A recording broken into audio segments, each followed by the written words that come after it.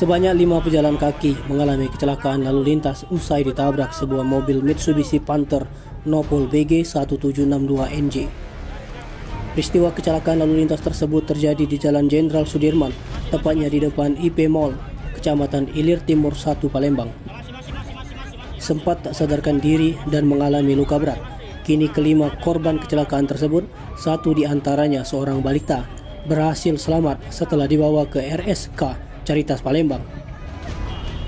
Dari data yang dihimpun, kelima korban itu yakni Sril, Lia Rahmawati, Keisha, warga Jalan Ali Gatmir, Kecamatan Ilir Timur 3 Palembang.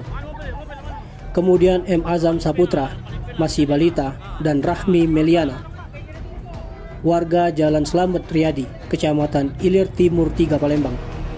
Sementara itu untuk identitas pengemudi Mitsubishi Panther tersebut yakni Hendra Lili, seorang laki-laki yang tinggal di Jalan Eka Bakti, Kelurahan 20 Ilir, Kecamatan Ilir Timur 1 Palembang.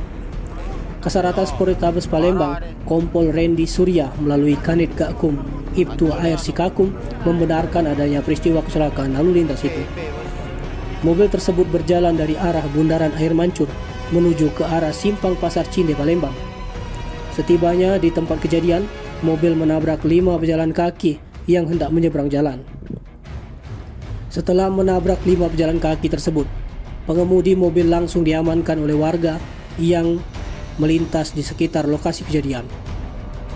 Supirnya tidak melarikan diri dan sekarang sudah berada di Polrestabes Palembang untuk dilakukan pemeriksaan. Sikakum membenarkan dari kelima korban terdapat seorang balita yang masih berusia 2 tahun. Tim Liputan Sumsel TV melaporkan.